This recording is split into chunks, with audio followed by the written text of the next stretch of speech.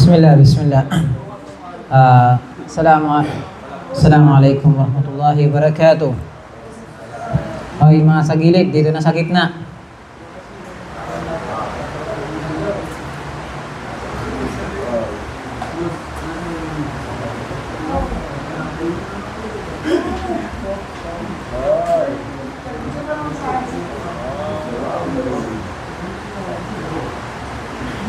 Bismillah, bismillah. So, saan tayo nag-stop? Saan tayo huminto? Mga sa gilid, dito ba kayo? Okay dyan sa gilid. Okay dyan sa gilid. Okay dyan sa gilid. Pusog kayo dito. Okay yung sumandal. A'udzubillahi minasyaitanirrajim. Bismillahirrahmanirrahim. Alhamdulillahi wassalatu wassalamu ala rasulillah wa ala alihi wa man wala mabad. Assalamualaikum warahmatullahi wabarakatuh. James. Assalamualaikum Jabal.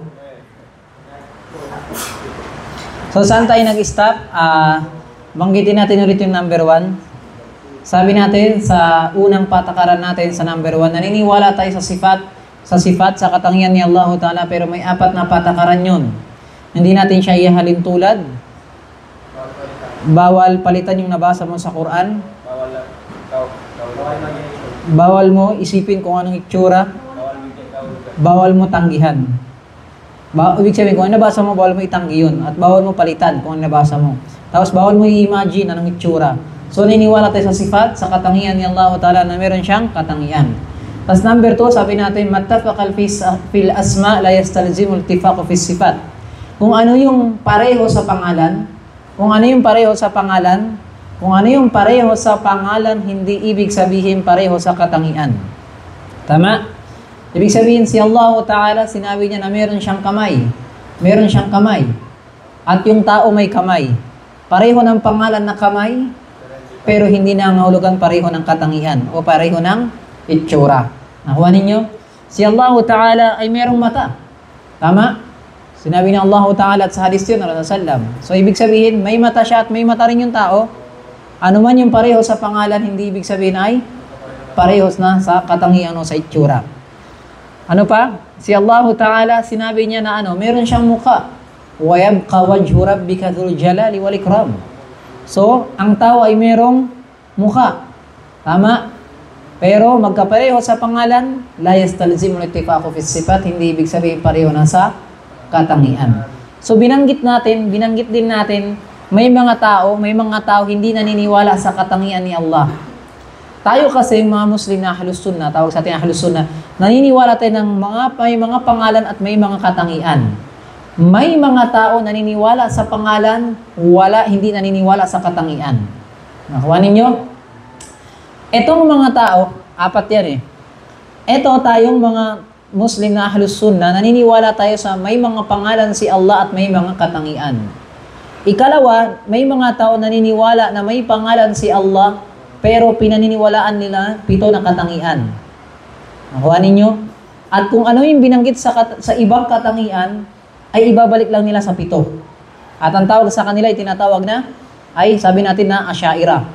Ikatlo, naniniwala sa pangalan, pero wala talagang katangian. Ang tawag sa kanila ay Mu'tazilah. Ika-4, walang pangalan, walang katangian. Ang tawag sa kanila ay Jahmiyah. So, tandaan yung 4 na yan, ha? Tapos dito tayo, iniwala sa pangalan, iniwala sa katangian. So, anong dahilan ng 3 ito? Bakit ayaw nilang paniwalaan yung katangian? Nakuha ninyo? Sabi kasi natin sa number 2, ano man yung pareho sa pangalan, hindi ibig sabihin pareho sa katangian. Sa kanila, hindi. Kapag pareho daw sa pangalan, dapat pareho sa katangian. Nakuha ninyo? Yun ang paniniwala ng 3 to. Dahil anong mangyayari kapag naniwala sila na may parehong pangalan at parehong katangian? Anong sasabihin ng utak nila kapag ganun? Anong mangyayari? Dapat nilang itanggi na. Kasi hindi pwede. Wala kasi sa lahat ng Muslim sa mundo, pati hindi Muslim. Kapag naniwala sa Panginoon, sasabihin nila ang Panginoon pareho ng nilalang.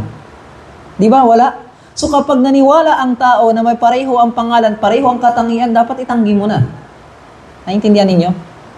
Tama? So ngayon, dahil dito, kailangan itanggi ng mga 3 ito na si Allah Ta'ala wala dapat katangian.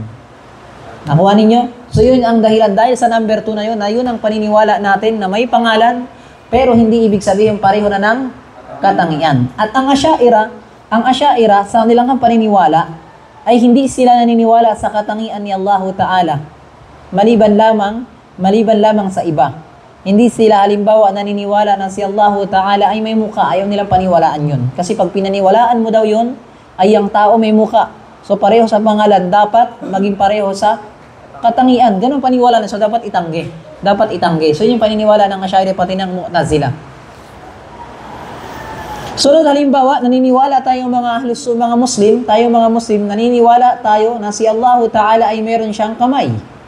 Kasi sinabi niya sa Quran na kay Iblis, bakit Iblis hindi ka lumuhod kay Adam na nilikha ko ng 2 kamay ko? Khalaqtuhu biyaday, ng 2 kamay ko. 'Di ba? So meron siyang kamay. Pero ang tao meron din kamay. So ibig sabihin ba pareho? Hindi. Ano man pareho sa pangalan, hindi ibig sabihin pareho sa katangian. Nakuha ninyo? So yun ang mga halimbawa ng paniniwala natin. Ano pa? Meron pa ba? Binanggit ano pa yung 3? Lahat naman yan, naintindihan ninyo kasi meron tayong patakaran na binabalikan lang natin. Ano pa?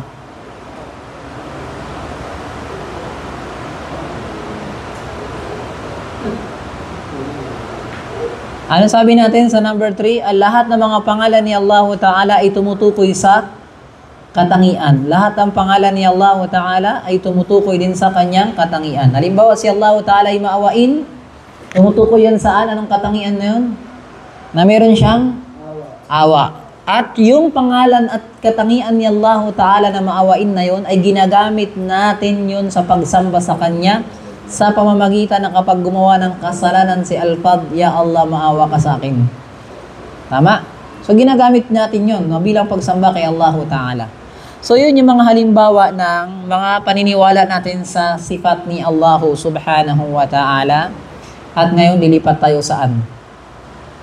Stop tayo doon sa patungkol sa asma wa sifat. Tapusin natin hanggang doon lang. Lipat tayo sa next topic o next na libro. Patungkol saan? Dahil malapit na ang eleksyon, tatakbo si Alpad bilang SK. So, anong topic? Anong discussion? Patungkol sa politika sa Islam. Patungkol sa tinatawag na as-siyasatu asy-syar'iyyah. Ano ang batas ng politika sa Islam? Kapag tatakbo si Jabal ng Kagawad na 705, ano ang dapat niyang malaman kapag papasok ka sa politika? Bago kayo magsala, kailangan nyo malaman yung kondisyon ng sala, ano yung nakasira ng sala, di ba? Ano yung mga rukun ng sala, ano yung mga wajib ng sala, bago kayo magsala. Inalam nyo yan. Pag pumasok kayo sa politika, ay dapat alam nyo rin yung batas ng Islam patungkol sa ganyan. At meron din batas patungkol sa business. Pag nagtitinda kayo, huwag kayo nanloloko. Beli niya sa relo, 300, benta nyo 3,000. Di ba? Talo niya pa si Diwata sa ano niya, sa mami niya. So, yun, ipinagbabawal yung manloloko. So, bago ka pumasok sa pagtitinda, dapat alam mo yung batas ng Islam sa pagtitinda. Nakuha ninyo? So, yun, alala yung mga halimbawa. So, tandaan ninyo, ang salitang politika sa Arabic, ang tinatawag na as-siyasatu asy-syar'iyyah. As-siyasatu asy-syar'iyyah. Ang dalawang salita, ang ibig sabihin ng as-siyasa, ay ano? Ang pamantayan ng politika sa batas ng Islam o pamantayan ng gobyerno ng Islam o ng mga Muslim sa Tagalog, yun ang ibig sabihin nun. So, paano magiging leader o magiging pinuno si Jabal at anong gagamitin niya kapag siya'y namuno, kapag presidente si Jabal, para hindi siya maging bangag. Nakuha ninyo? So, dapat may alam si Jabal para hindi siya maging bangag kapag naging presidente siya. So, ano yung pamantayan na susundin niya para hindi siya magkamali? At yung kamalian na yung magiging pinsala sa buong bansa o sa isang lugar kapag nagkamali ka. Kasi alam nyo, kapag leader ka, tinitingala ka ng tao. At isang pagkakamali ng isang leader, malaking kamalian yan sa komunidad. Nakuha ninyo? O isang pagkakamali ng leader, malaking pinsala yung magagawa mo. Kaya dapat ang isang leader, hindi ka pwede maging leader kapag bangag ka. Nakuha ninyo? O kapag wala kang alam. Hindi pwede porkit pogi ang ambag mo lang, kapugian, sa yung pwede ka na maging leader. Hindi porkit pogi si Asby, sabihin niya pwede na siya maging SK. Di ba?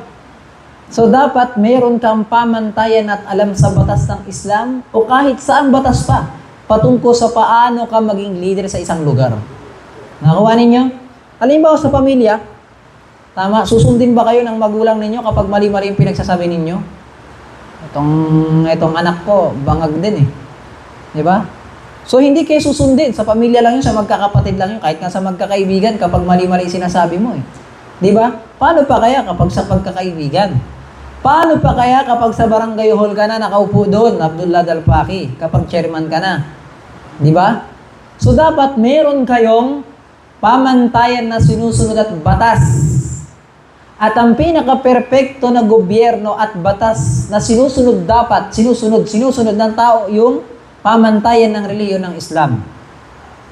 Nakuha ninyo? At yun ang tinatawag na as-siyasatu ash-syar'iyyah. As-siyasatu ash-syar'iyyah. Pag sinabi mong siyasatu syar'iyyah, ay ito yung batas patungkol sa sa leadership o paggobyerno ng Islam ng mga Muslim sa isang lugar.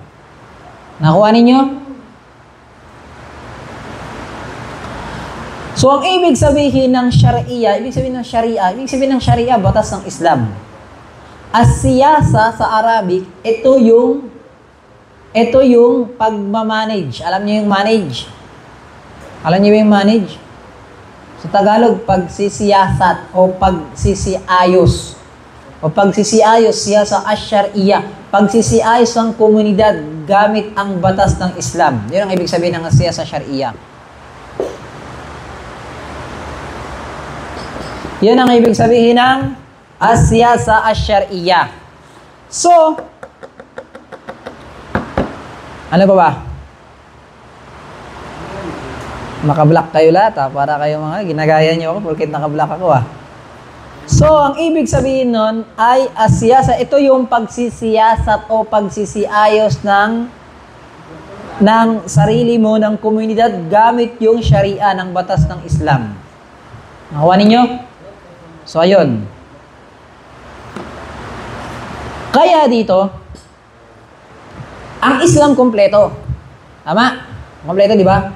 Ultimo yung pagtae ni Aswad, tinuruan siya ng Islam. Paano ka tatae, Aswad? Ultimo yung pagtulog ni Cham, tinuruan ng Islam yan. Paano ka matulog, Cham? Dapat nakaharap sa kanan, dapat may dua, di ba? Pagtulog pati pag-CR lang yun, tinuruan ng Islam. Ano pa kaya? Mas malaking trabaho yung maging leader ka at maging barangay chairman ka. Di ba? So, ang Islam, mas tinuruan tayo, paano tayo, Dalpax, paano tayo mamuno ng maayos sa pamilya, sa lugar, sa lahat. Mas tinuruan tayo ng Islam na yon. Nakuha ninyo? Kaya dito, si Allah Ta'ala ay nag-utos sa atin ng lahat ng masalih. Ang ibig sabihin ng masali, ano ang ikinabubuti ng lahat? Ano ang ikinabubuti ng lahat?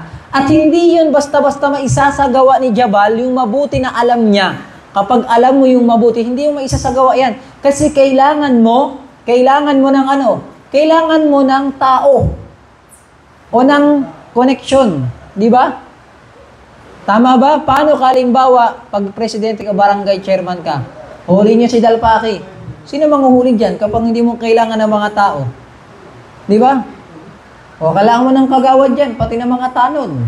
Di ba? So, merong connection yung isang leader sa lahat ng kanyang mga nasasakupan. Nakuha ninyo? Kaya nga, sabi dito ni Imam, mayroong isang ustad, sabi niya dito, ang kahalintulad daw, Jabs, ng gobyerno na kailangan ng Islam ng gobyerno na nagsasabuhay ng batas ng Islam, kahalintulad daw ng, alam niyo yung tent? Kapag pupunta kayo sa Dolomite, naglagay kayo ng tent dyan. Di ba? Alam niyo yung tent? Yung ginagamit sa disyerto kaya sa dagat, di ba? Naglagay kayo ng tent.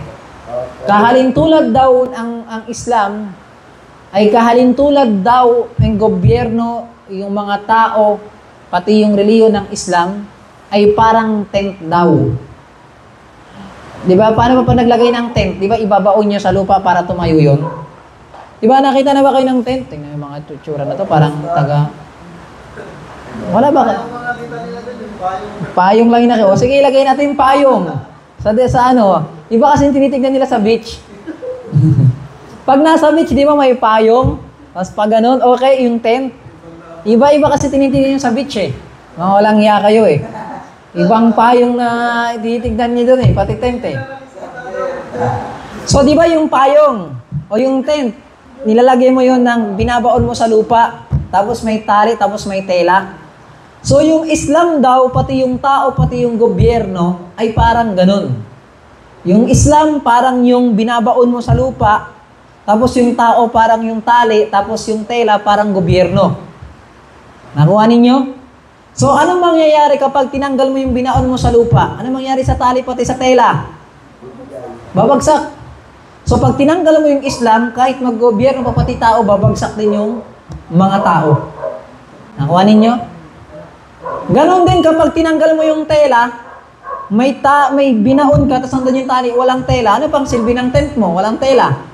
Tama? So hindi mo rin maayos yung isang estado ng komunidad kapag may Islam, may tao, tapos walang nag-aayos, walang gobyerno. Nakuha ninyo? At ganon din, kapag walang tao, may gobyerno mang Islam, tapos wala kang tao, eh wala rin. Nakuha ninyo? So dapat magkasama yung tatlong yan sa lahat ng estado, sa lahat ng sitwasyon. Nakuha ninyo? At hindi magiging maganda yung estado ng mga tao, Jabal. Hindi magiging maganda kapag walang gobyerno. Kapag walang gobyerno. Kasi magiging magulo yung tao. Magrarally dito kasi walang nagpipigil sa kanila. May kudita dito, may revolusyon dito. Ang gobyerno, pinapanatiling yung kapayapaan. Kaya nga ipinagbabawal kay Jabal sa Islam, yung pagrally eh. Bawal yung pagrally, abs. Kuhanin niyo ba walang rally? Bawal ka sumali dyan kasi maganda, stable yung gobyerno natin. Kahit magnakaw pa si Romualdez diyan, pati si Marcos ng bilyon-bilyon na PhilHealth, hayaan mo sila. At kahit naman hindi nila nakawan yun, wala ka na makukuha ang pera sa PhilHealth. Nakuha ninyo? Sa atin, ang maganda, meron tayong kapayapaan sa Dakota. Diba? At maganda, meron sa 705, nandyan si Chon, nakakain siya nakapagsala. Wala nang aaway sa kanya, mapayapa yung buhay niya. Ayan ang tinukoy ni Allah Ta'ala sa Quraysh. Sabi ni Allah Ta'ala, "Falyabudu rabb hadzal bait." Sambahin ninyo yung Panginoon ng Kaaba na yan, si Allah Ta'ala. Alladhi at'amahum min ju', na pinapakain kayo, wa amanahum min khawf, binigyan kayo ng ano? Ng peace and order. At kasi merong gobyerno sa inyo. Sa tingin ninyo, meron bang peace and order, kapayapaan pag walang gobyerno? Pag walang pulis? Pag walang military, wala. Sila kasi yung nag-ano niyan eh. Sila nag-ano niyan, nagpapalaganap ng kapayapaan. Kapag may mga pulis, natatakot yung tao. Di ba? Takot na takot kayo pag may pulis. Di ba? Kasi sila yung nagpapalaganap ng kapayapaan. So, ang pinakapunto dito, napakahalaga ng pagkakaroon ng gobyerno. Tama? At higit sa lahat, kapag ito ay gobyerno ng Muslim, ay Islam, bansa ng mga Muslim. At hindi natin pwedeng suwayin ang gobyerno. Tama? Huwag mong susuwayin yan. O bawal mag-disco hanggang 10 p.m. Si Jabal naman, nag-disco sa 705. Nag-ano siya doon. Gagano, no? Di ba? Tapos ang ingay na naingay ng mga kapitbahay. Nagbelaw-belaw na yung mga taga dyan sa 705, nagganon-ganon. Bawal kasi bakit? Nakakapinsala ka. Ang gagawin ng gobyerno, pag hindi kayo tumigil, huhulihin namin kayo. So nagkakaroon ng kapayapaan. Kasi kapag susunod lang ang kagustuhan ni Jabal, edi magkakagulo sa 705. Di ba? Kasi sabihin bakit? Kayo rin naman maingay eh. Ang mangyayari, gaganti sila. Gaganti hanggang sa magsasaksakan na yan. Bakit kayo umiinom kami? Kami dito gano'n. Di ba? So nangyaring gobyerno, sige, para walang gulo, gigit na ang gobyerno. Gigit na yung barangay tanod dyan. O gigit na si Pa George, sasabihin mo, ang dami ng reklamo dyan kay Pa George. Di ba? O sabi ni Pa George, ako papagitan sa inyo para hindi kayo mag-away. So napakalaking halaga. May akalat dito, 12 na sako na bigas. Sige. Saan si Basri? Jabs. Ikaw i-receive mo na lang, Jabs. Jabs. Si... salam. Si Jabs na lang, Jaman. Iyan mo si Basri, So, yan ang tinutukoy. Ibig sabihin, kahit sa simpleng bagay lang, kahit sa barangay lang, napakahalaga na ng gobyerno. Nakuha ninyo, yan ang biyaya ni Allah Ta'ala. Kaya dahil dito, at ang pinakamahalaga na dapat isabuhay natin at ng gobyerno yung batas ng Islam. Kasi ang batas ng Islam walang kinikilingan. Walang pinoprotektahan. Serbisyong totoo lamang. Nakuha ninyo? Di ba gano'n naman? Yung batas ng Islam, kahit presidente ka, tignan ninyo, si Cham. Pinakapogi sa Dakota si Cham. Pero sabi ni Allah, mag-fasting ka. Wala siyang magawa, mag-fasting pa rin siya. So walang pinipili. Walang exempted yung batas ng Islam. Kahit mayor ka, gobernador ka, presidente ka, dapat sumunod ka sa Islam. Hindi mo pwedeng suhulan. Di ba? Pwede bang suhulan si Ustad? Ustad, pwede bang hindi ako mag-fasting, bigyan kita 1,000? Bakit? Ako ba yung may-ari ng Islam? Hindi ako, di ba? Nakuha ninyo? So, yun ang kagandahan ng Islam. Dahil dito, si Allah Ta'ala, para mas maging maganda yung takbo ng gobyerno, ipinag-utos sa atin na isabuhay ng ating gobyerno yung reliyon ng Islam. At ipinagbawal kay Boret na kumuha siya ng batas o ng gobyerno maliban sa batas ng Islam. Kaya sabi ni Allah Ta'ala, afa hukmul jahiliyyat yabghun. Ang batas ba, ang gobyerno ng maliban sa Islam. Ang tawag dyan ng batas at gobyerno maliban sa Islam ay jahiliya. Alam niyo yung jahil? Di ba yung jahil mangmang? Pero tinawag ni Allah ng kamangmangan ang gobyerno na kapag hindi sinasaboy ang batas ng Islam. Apa hukmul jahiliyati yabghun. Wa man ahsanu minallahi hukman. Meron pa bang mas mainam sa batas at gobyerno ng Islam? Ni qaumi yuqinun. Sa isang taong meron pananampalataya, wala na. Kasi ang Islam ang pinakamaganda sa lahat.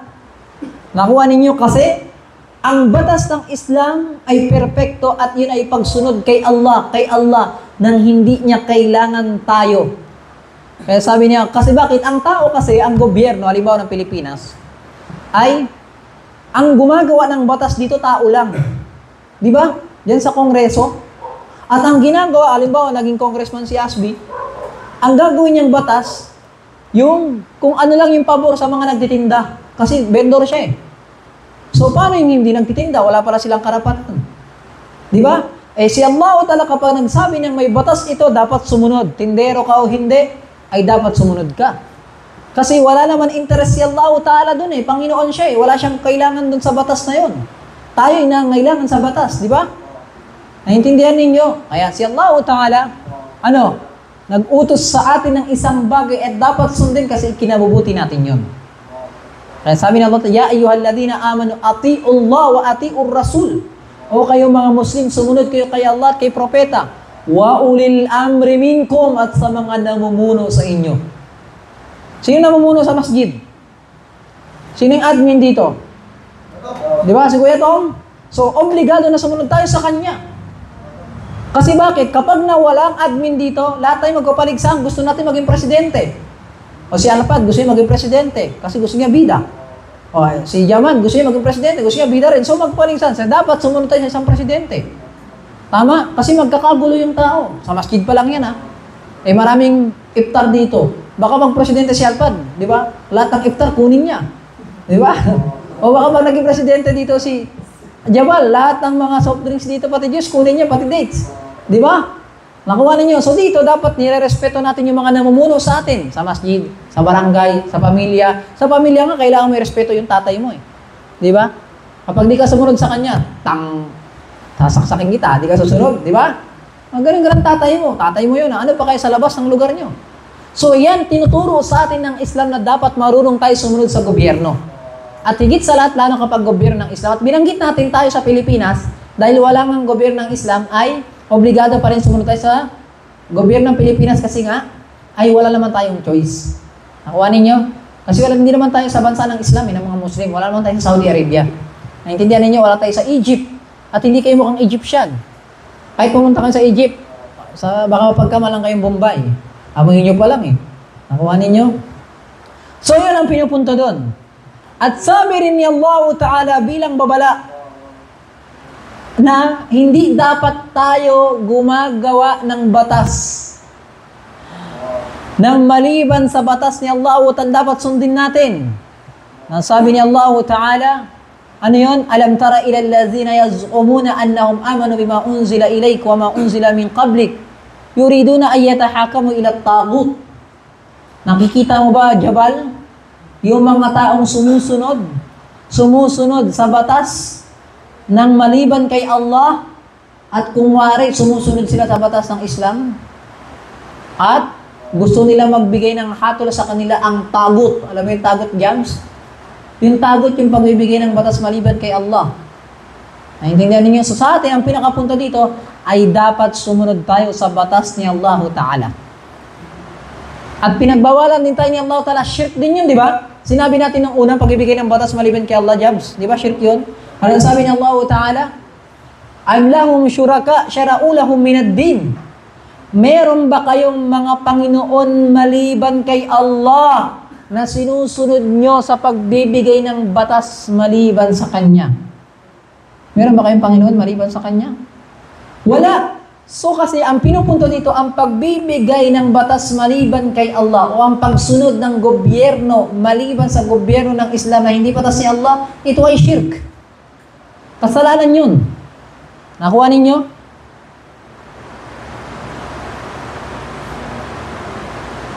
At kabilang ito sa usulul iman, pundasyon ng ating paniniwala bilang Muslim tayo, na sumunod dapat tayo sa Quran na ibinaba sa atin ni Allah Ta'ala.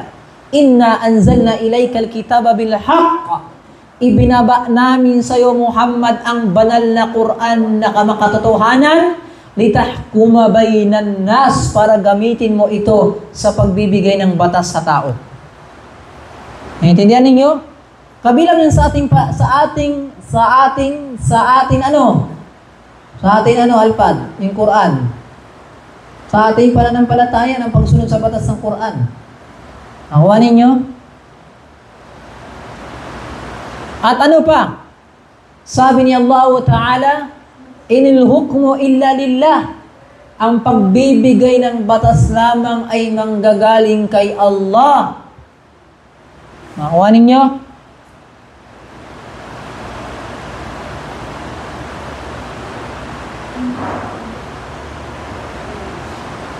So, ang pinakapunto dito ay dapat sinusunod natin ang batas ni Allah Ta'ala sa pagsasabuhay ng batas sa gobyerno.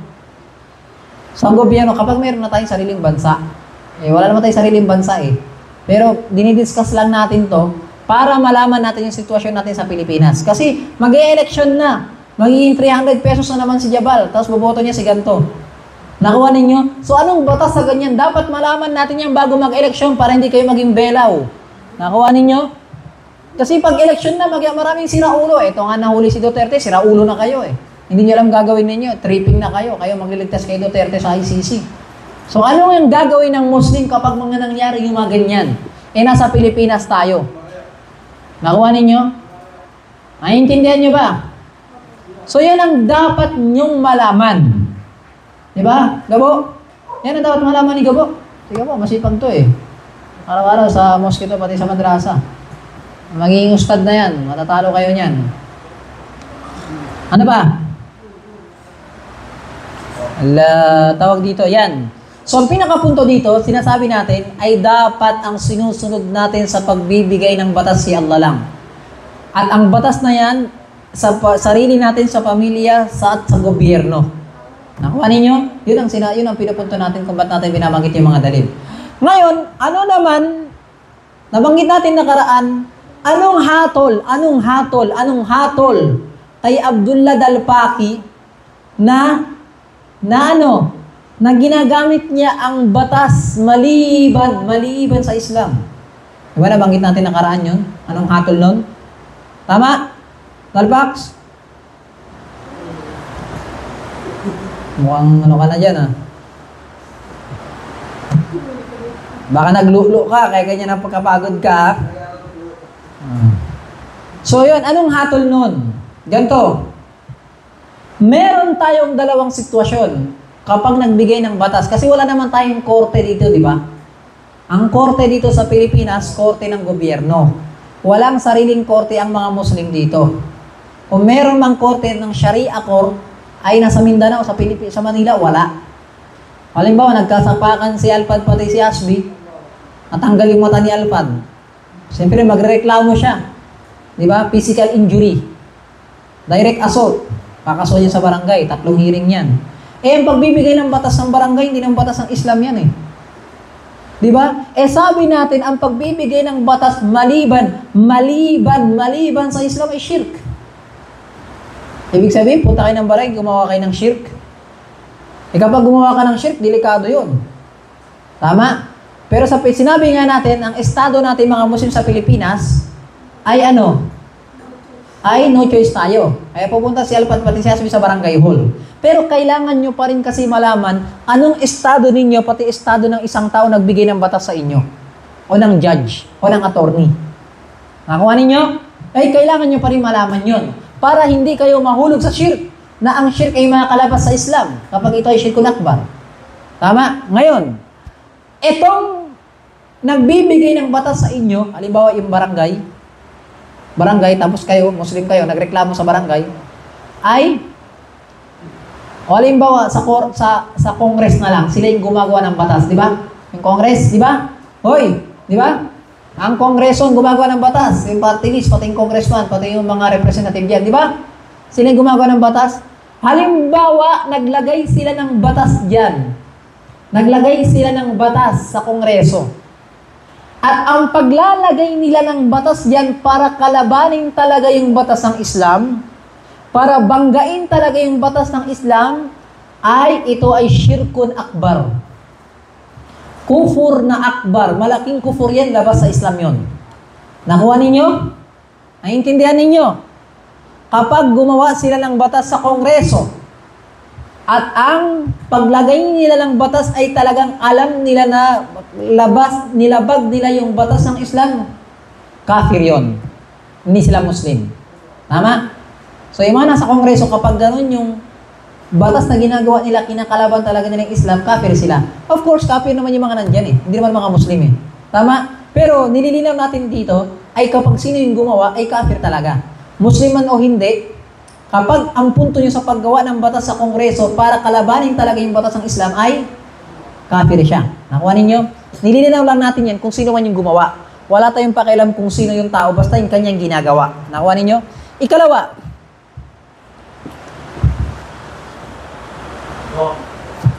ang unang punto doon ay talagang binangga niya yung batas ng Islam, di ba? Ikalawang sitwasyon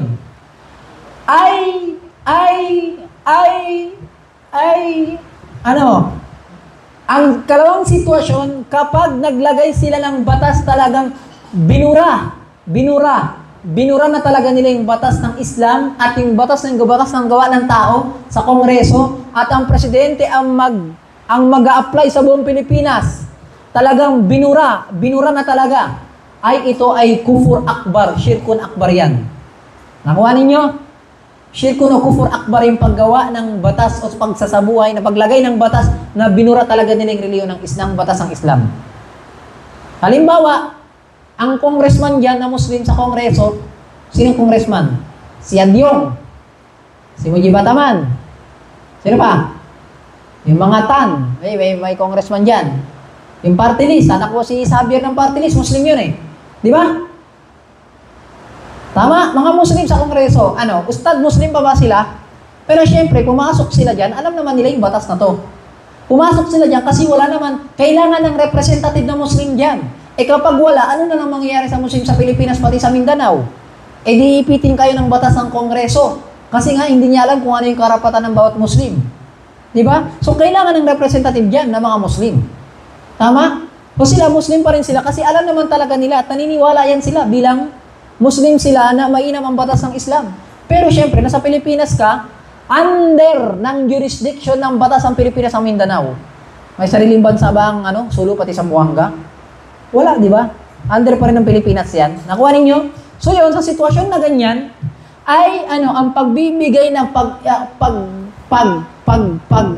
pagbura ng batas ng Islam, kufro yun. Pero sila, nagre-represent sila para maisakatuparan yung batas ng mga Muslim na Islam, yon sa Mindanao. Kaya nga sila, mahirap din maging congressman kapag Muslim ka. Lalo na sila, hindi naman sila mga ulama, mga ustad. At inaalam pa rin nila yung karapatan ng Islam, yung Islam sa kanila. Nakuha ninyo? Kaya kahit sabihin nila nagkakamali sila, pangalagaan sila ng Allahu Ta'ala. Nakuha ninyo? Kahit nagkakamali si Aldyong, so yung congressman ng mga Maranao, si Zia, di ba? Nagkakamali siya. Kasi, halimbawa, hindi siya kay Duterte. Siya yung nag-imbestiga kay Sara, di ba? O halimbawa, si Ataman, o hindi naman siya pumirma sa impeachment ni Sara. Meron pa yun si Balindong, di ba? Meron pa yan. Maraming congressman dyan na mga Muslim. Pati sila, ginagawa nila kung aning sa katuparan sa mga Muslim. Kahit meron silang pagkakamali dyan, naway patawarin sila ng Allahu Ta'ala at gabayan sila, wala namang perfecto na leader Sa bahay niyo ba, perfecto kayo? Hindi ka nga makahugas ang plato, walang hiya ka Tapos rereklahin mo, sisiraan mo yung mga Muslim sa gobyerno. So sila, ginagawa nila yung parte nila. Bilang mga Muslim sila. Nakuha ninyo? At kahit sabihin na mga tao may interest sila, tao naman sila, magkakamali sila, at kaya nga tayo nagdudua tayo para sa kanila. Ya Allah, gabayan mo si Adyong. Ya Allah, gabayan mo si Hataman. Ya Allah, gabayan mo si Balindong. O ya Allah, gabayan mo si Alpad na congressman. Di ba? Ya Allah, gabayan mo si chairman na ganyan. Kasi walang perfecto na gobyerno. Pero ang mahalaga sila, Muslim sila. O si Murad, yung minister ng BARM. Di ba? Pinalitan siya ni Marcos, makakuha na ngayon. Di ba? Maraming nagalit, maraming ganyan, mga ganyan. Ayan nyo na yung mga nandyan. Ginagawa nila yung anong sa katuparan nila. Kung meron man sila dyan para sarili nila, sa kabilang buhay, sa pagitan na nalit ng Allah Ta'ala yun, di ba? Ang mahalaga, ginagawa nila yung parte nila kung ano yung makakaya nila. Fahisabuhum ala Allah. At si Allah Ta'ala magsusulit sa kanila sa kabilang buhay. Ito yung dapat maintindihan ng lahat ng mga Muslim. Lalo na tayo. Kahit dito lang sa San Andres, dapat maintindihan natin yan. Paano pag may tumakbo dito na isang Muslim na chairman? Di ba? Kaya hindi manalo dito yung kagawad ng Muslim kasi lahat dito sa Benopor, binelaw Wala yan si Imran. Tumatakbo lang yun para ganyan. Tignan niyo yung mindset ng Muslim dito sa Dakota. Di ba? Na dapat turuan yung Muslim na ito yung batas, ito yung Islam na dapat suportahan. Hindi pa tumatakbo, sinihila ka na Di ba? Yan, nagiging problema dito. So, dapat malaman, ito yung kahalaga na dapat malaman itong patakaran ng siyasatu syariah sa batas ng Islam. Hindi lang sa atin, kundi sa lahat. Sa buong tao sa Pilipinas. Kasi batas ng Islam, hindi rin-discuss natin dito Nakuha ninyo? So, yan ang tinutukoy yan. So, kapag naglagay ng batas, at ang batas binubura talaga sa Kongreso yung batas ng Islam, Muslim ka man o hindi, pero sa intensyon nila, binubura yung batas ng Islam, kafir yon. Labas na sila sa Islam. Ikatlong sitwasyon. Ahakkiyatul hukum bighayri ma anzalallah. Kapag naniniwala yung tao na to sa Kongreso, bakit sinasabi sa Kongreso? Kasi ang batas ginagawa sa Kongreso. Kapag gumawa ka ng batas sa masin, susundin ka ba? Sino ka ba naman? Tae ka lang dyan sa gilid. Nakuha ninyo? Kaya sinasabi ko dito ay sa Kongreso kasi dyan gumagawa ng batas yung Pilipinas. Ngayon, ay kapag ang ikatlong sitwasyon, ay kapag nakikita ng Kongreso o ng congressman na karapat dapat talaga na gawing batas, ang batas na ginagawa ng tao, maliban sa Islam, ito ay kufur din. Kafir din yung labas sa Islam. Kapag nakikita niyang karapat dapat talagang sundin, gumawa ang tao ng sariling batas. Nakuha ninyo? Yung tao mismo yung gumagawa ng batas, hindi niya sinusunod yung Islam, ito ay kafir pa rin. Nakuha ninyo? Unang-una sabi natin, ay binabangga yung batas ng Islam. Ikatlo, ay talagang binura na yung Islam. Gusto niyang burahin. Ikatlo, Ikalawa pala yung binubura. Ikatlo, yung yung karapat-dapat yung tao na gumawa ng batas na dapat sundin to maliban sa Islam. Ikaapat, afdaliyatul hukum. Mas kapag naniniwala nasa Kongreso na mas mainam ang batas ng tao na ginagawa nila sa Kongreso kaysa sa Islam kahit may Islam pa, kahit may Muslim pa, kahit may Muslim pa. Nakuha ninyo? O kahit yung isang Muslim na nakikita niya mas mainam yung batas ng gobyerno kaysa sa Islam, kapag sa puso, ay nakikita niya mas mainam ang gawa ng tao ng batas, yung paggawa ng tao ng batas kaysa sa Islam, kufur akbar pa rin, syirkun akbar, labas pa rin sa Islam yun. Nakuha ninyo? Ika-number na? Pati number, di nyo alam, mga hayop kayo. Ano ba naman yan? Anong number na? Number 5 na. Number 5, taswiyatul hukum. Kapag naniniwala yung tao sa Kongreso, Muslim ka o hindi, kapag naniniwala ang tao sa Kongreso na yung batas ng Islam, pareho lang sa ginagawa ng tao, pareho, walang pinagkaiba, ay syirkun akbar pa rin yun, kufur akbar. Labas pa rin sa Islam. Naintindihan ninyo? Yun. Number 6, ay yung isang tao sa Kongreso, ayaw talaga niya ng Islam at meron siyang kayabangan ng kibir. Sa pagbibigay ng batas ng Islam, talagang ayaw niyang tanggapin kahit may alam niya, ay kufur akbar, syirkun akbar, labas pa rin sa Islam yun. Nakuha ninyo? Ilan na yun? 6 na, di ba? Number 7. Itong number 7 ang tinatawag na kufur duna kufur. Ito yung kufur, yung pagiging kafir na hindi naman talaga siya kafir. Kufur siya, pero hindi siya kafir. Ibig sabihin yung gawain ay kufur, pero hindi siya kafir. Nakuha ninyo? Bakit? Kasi ito yung isang tao na gumagawa siya ng batas o nagpapalaganap siya ng batas o nagbibigay ng batas maliban kay Allah, maliban sa Islam, pero naniniwala siya na haram yun. Naniniwala siya na haram, siguro may balak siyang gawin, pero alam niyang haram yun. Kahalin tulad ng pag-inom ng alak, umiinom siya, pero alam niyang haram. Muslim siya, hindi. Muslim pa rin. Yung isang tao, halimbawa sa Kongreso, ay gumagawa ng batas maliban sa Islam kay Allah at alam niyang haram. Pero siguro may sariling interest siya, ay Muslim pa rin naman siya, pero makasalanan. Ay malaking kasalanan yung kanyang nagawa. Ito yung sitwasyon na 7 na yan, kapag ang isang tao gumagawa ng batas o nagbibigay ng batas sa mga taong nag-away o yung judge o yung attorney o yung sa Kongreso. Naintindihan ninyo? Yan ang sitwasyon. Paano naman ang isang tao, halimbawa nag-away si Alpat at si Asbi kanina, ano naman ang sitwasyon nila? Hindi naman sila gumawa ng batas, hindi nagpalaganap, hindi nagbigay ng batas. Sila lang ay tumatakbo para hatulan sila. Magawag suntukan sila. So saan tayo pupunta para hatulan tayo? Para magkasundo. Anong sitwasyon nila dyan? Anong sitwasyon nila? Ang sitwasyon ng tao dyan, nilang dalawa, ay kapag sila ay pumunta sa isang taong nagbibigay ng batas, judge man yan, attorney man yan, sa congressman, saan man yan, sa korte man yan, ay kapag yung puso talaga nila yung nagustuhan nila yon at ayaw nila sa batas ng Islam, pumunta talaga sila doon, ito ay syirkun akbar, kufur akbar, labas sila sa Islam. Tama? Ikalawang sitwasyon, kapag pupunta si Asbi pati si Alfab sa korte, sa barangay, o sa police station, o sa city hall, mag-file ng kaso laban sa isa't isa. Ay, tapos Tapos wala naman kasing korte ng Muslim sa Maynila. Di ba? Meron ba ditong korte ng Muslim sa Maynila? Wala naman eh. Hindi naman yung gobyerno natin Muslim eh. Ito ay pinapahintulot. Kaya kapag nasapak si Alpad ni Asmin na lumuwas yung mata niya, pwede siya magreklamo sa korte, hindi siya magiging kafir, ay Muslim pa rin naman siya. At hindi rin siya magiging makasalanan kasi wala naman siya matatakbuhan. Kahalintulad ng kapag si Upaw ay naglalakbay papunta ng Sambuanga at naubusan ng pagkain ng pera at wala na siyang makain. nakita siya ng barbecue na baboy.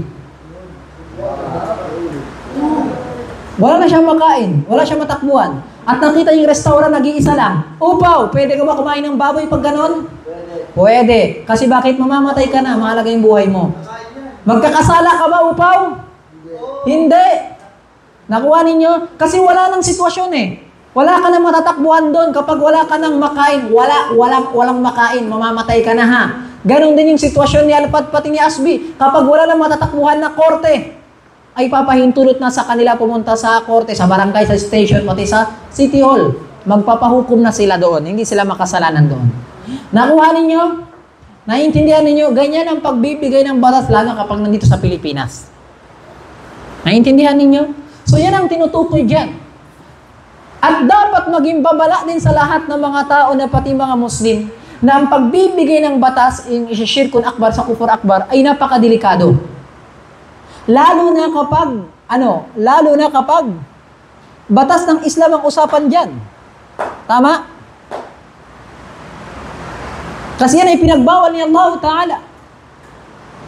Kaya sinabi ni Allah dahilan kung bakit naligaw ang Kristiyano pati Hudyo. Kasi nagbibigay sila ng batas, maliban sa batas ng Allah Ta'ala. Sabi nila, haram yan, wajib to, sunnah. Tinawag ng Allah Ta'ala na ang mga pari nila ay Panginoon maliban kay Allah Ta'ala. Sabi ni Adi, ng isang sahaba, nung sinabi ng Allah Ta'ala, ittakhadhu ahbarahum wa ruhbanahum arbaba min dunillah.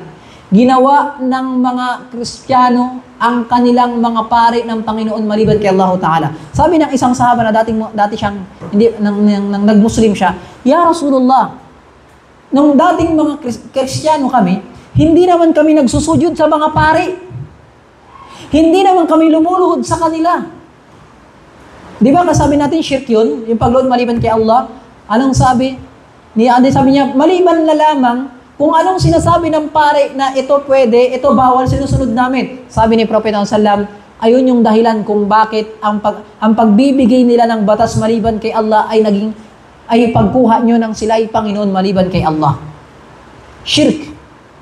Kasi bakit ang pagbibigay ng batas maliban kay Allah, sinabi natin na ito ay shirk, di ba? Pagkuha ng Panginoon maliban kay Allah. So yun yung dahilan kung bakit nag-shirk sila. Kabilang din sa dahilan ng pagkaligaw ng ibang reliyon, yung naniniwala sila ng pagbibigay ng batas maliban kay Allah Ta'ala. Kristiyano yun, nasa pare, paano pa kayo sa kongreso na gumagawa sila ng batas maliban kay Allah Ta'ala? Naiintindihan ninyo? At sabi rin ng Allah Ta'ala, anong sabi ng Allah Ta'ala sa dalil na yun? Alam tara ila allazi zu'mun yu'minuna bil jibti wat taghut wa qad umiru ay yakfuru bih. Sabi ni Allah Ta'ala, nakita mo ba yung mga munafik na kung saan yung mga munafik na sila ay nagpapahatol sa taghut. Pag sinabi mong taghut, ito yung pagbatas ng maliban kay Allah, pumunta sila sa taghut. Ay pinagbawalan sila ng Allah Ta'ala doon. Yung mga munafikun. Nakuha ninyo, tinawag ng Allah Ta'ala na tagut. Ano yung sabihin ng tagut? Jabs. Ano yung tagut? Ito yung pagbibigay ng batas maliban kay Allah Ta'ala. Yung korte maliban kay Allah Ta'ala. Ay tinatawag na tagut yan, upaw. Naiintindihan ninyo? So yun ang pinupunto rin dyan. At sabi rin ng Allah Ta'ala kung bakit naligaw ay mga Nasara, yung mga Nasrani. Sino ba yung Nasrani? Ano ba yung Nasara? Ano yung sabihin nun? Ang Nasara, Kristiyano. Ay, yung sabihin ng Nasara ay ang dahilan kung bakit sila nag-ucham. Kasi bakit? Warahbaniyatan ibtadauha. Yung mga banal-banalan daw sa kanila. Ang ginawa nila, kung waring banal sila, ipinagbabawal nila sa kanilang sarili yung halal. Tapos yung halal, yung haram, pinapahintulot nila sa kanilang sarili. Tapos sa paniniwala nila na pwede yun sa kanila. Hindi. Mga banal na tao kami. At yan yung dahilan kung bakit naligaw yung mga Nasara. Sabi bigay na haram yan, huwag mong gagawin yan, halal naman pala. O halal yan, ginagawa nilang haram. Sunna yan, ito ganito. Nagbibigay sila ng batas maliban kay Allah Ta'ala. At yan ang pinakapunot dulo ng pagkaligaw ng tao. Kasi nagsasalita sa Islam ng walang kaalaman. Ignorante. Naiintindihan ninyo? Tapos sabihin daw nila, ito kabilang sa Islam, ito ganyan-ganyan. Tapos magdua, Ya Nabi, sana Ganun ang ginagawa nila. Alaikum salam. Sedek ko. Sige po, dyan na lang. Iyan, inshallah. Sa kalakairan po. Sino ang imam dito? Ako po. Pwede mo kalima yung ano ko. Zakatul Fitr po? Sige po. Kalima ko pa na. Bali, ilang dalawang person po? Okay, inshallah po. Sige po. Iyan ko na lang.